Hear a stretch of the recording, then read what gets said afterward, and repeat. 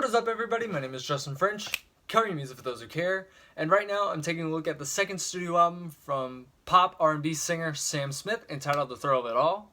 And this is actually one of the most anticipated albums of the year, as we've had to wait 3 years since his solo debut album In the Lonely Hour had come out. Now let me give you some insight of what I think about Sam Smith. The one thing that I really like about Sam Smith that kind of pulls me into listening to, or being curious to listen to what he does, is he's got one hell of a vocal range. And he does something that's a little different from what you hear on the radio nowadays, which is kind of soulish R&B. And I think the singles especially, are what pulled me into listening more to Sam Smith. And those songs including Stay With Me and I'm Not the Only One. And I think I'm Not the Only One is probably my favorite single that he's released by far.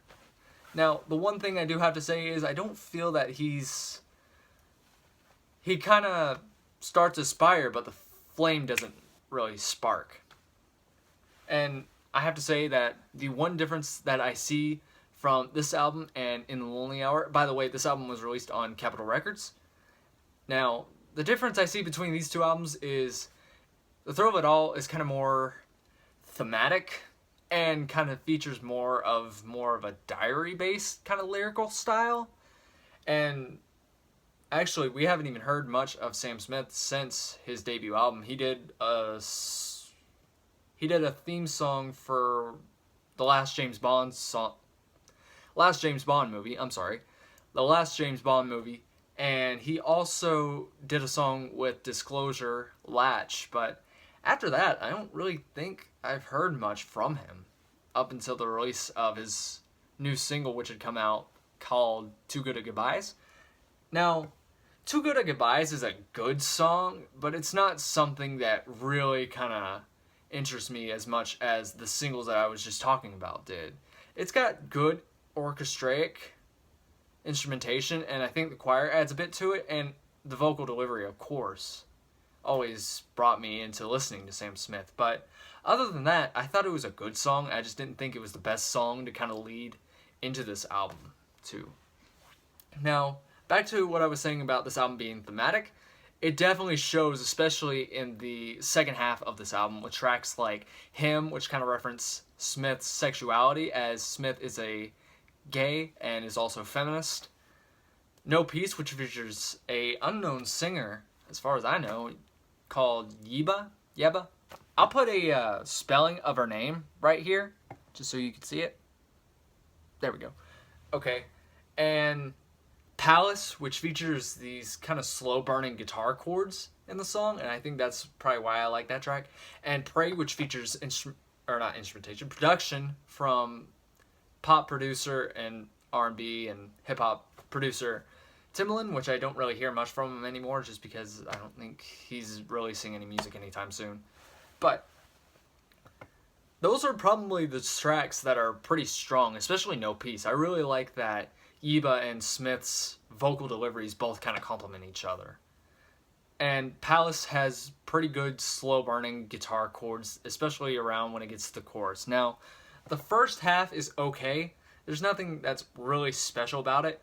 Now, this album also kind of features kind of jazzy instrumentation on tracks like One Last Song and Baby You Make Me Crazy, which I'm not too crazy about. I thought they were okay tracks, but Now, the two tracks that I probably have to say are probably the least favorite of mine are probably Say It First and Burning, because they both don't really feature much in their respective genres. I don't feel that Say It First kind of featured anything musically that really was bringing my attention.